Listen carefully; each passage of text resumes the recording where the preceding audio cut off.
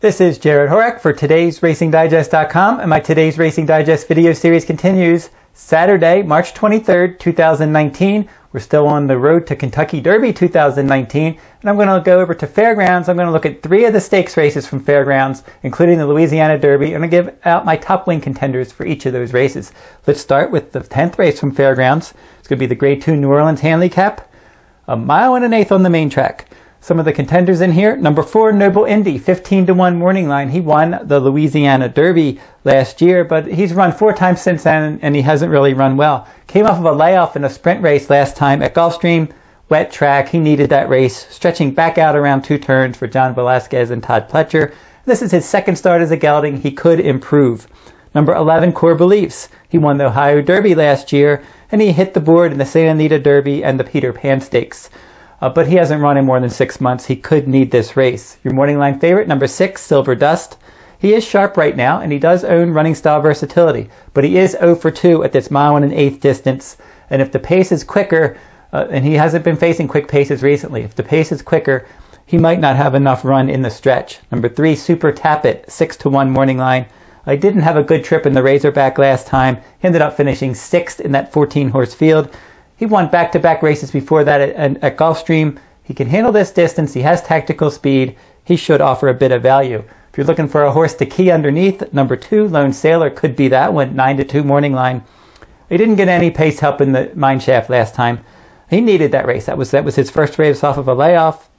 He likes this distance. He likes hitting the board. He's only 2 for 16, but he's finished 2nd or 3rd 7 different times. So look for him underneath. The horse to catch, number 8, Mr. Buff. He's 6-1 morning line. He's very sharp. He's coming in from New York. He's won his last 4 starts. He typically goes to the front, controls the pace, and just keeps on going. We'll see if he can do that at Fairgrounds. He does meet some other speed in here.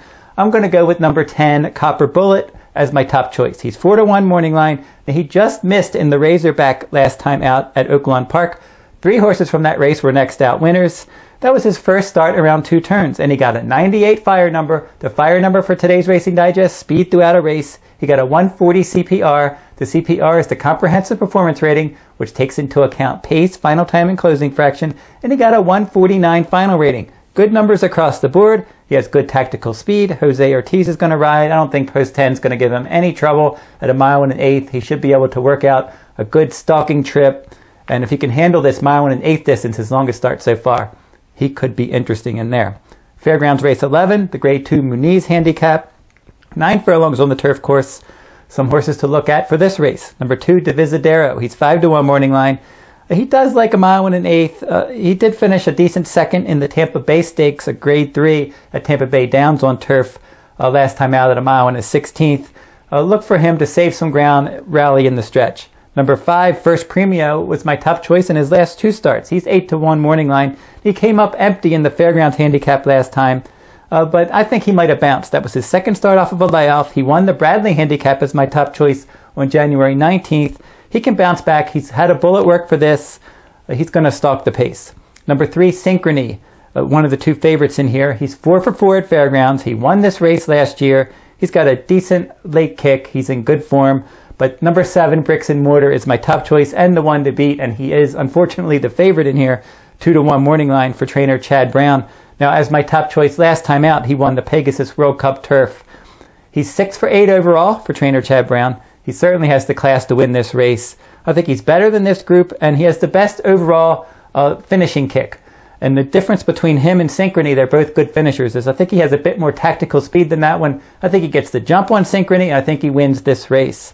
Finally, Fairgrounds race 13, the Grade 2 Louisiana Derby, a mile and an eighth on the main track. Some horses to consider in here. If you're looking to play exotics, trifectas, superfectas, maybe number 9, Bank It at 20-1 could hit the board. He used to be a speed horse. Now he likes to rally from off the pace. Last 2, he disappointed at Oaklawn Park, but he may not have liked Oaklawn Park. He was in good form before that. Irad Ortiz Jr. gets aboard, and he rode him to victory in the Sleepy Hollow Stakes at Belmont last fall. He's worked twice at Fairgrounds. I think he's going to run a decent race from off the pace. He can hit the board. Your morning line favorites, the 6, A War of Will. He's 6-5 morning line. Now, he just likes to get out there, show good tactical speed, and he typically runs well, and he's won both of the local points races for the Kentucky Derby, and now he's going for a sweep in the Louisiana Derby. He's going to sit a good trip. He's not going to offer any value, and he's not that much faster than some of the top contenders. Number 4, Sueno, 8-1 morning line. He's improving for trainer Keith DeSarmo. Ran well last time out in the Southwest Stakes. And then the third place finisher in that race, Long Range Toddy, came back and won a division of the Rebel Stakes last week. So he ran a good race. He's got tactical speed and a good post. He could finish somewhere in the top 3. Number 10, Spinoff for trainer Todd Pletcher. He's 8-1 morning line. He's got good early pressing speed. There's not a ton of speed in this race. He's going to be forwardly placed. He ran a good race when they stretched him out in distance at Tampa Bay in his first start around 2 turns last time out. He's going to need him to improve again, but he's only run 3 times. He certainly could improve for trainer Todd Pletcher. Todd Pletcher has won this race 4 times. Finally, my top choice, I'm going to go right back with number 8, Country House. He's 9-2 on the morning line. He was my top choice in the Risen Star, but he made too many mistakes in that race. He had a bad start, and that's back-to-back races that he's done that. And then in the stretch, it looked like he might be able to run down War of Will, but then he was all over the place. He couldn't run a straight line in the stretch.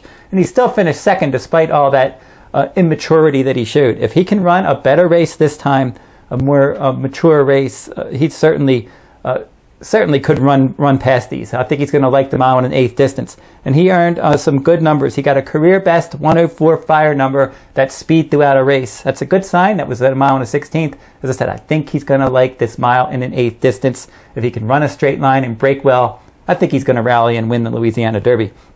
If you like this video, give me a thumbs up, subscribe to my YouTube channel, make some comments in the comment section. Who do you like in these Fairground Stakes races and in the Louisiana Derby 2019?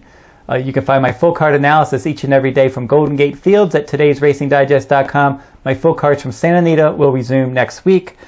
And if you're interested in the complete digest for Fairgrounds for Saturday, March 23rd, you can find the Today's Racing Digest of Fairgrounds Digest for Louisiana Derby Day at todaysracingdigest.com. That will wrap up this week's video. We'll be back next week with another stakes race from around the country.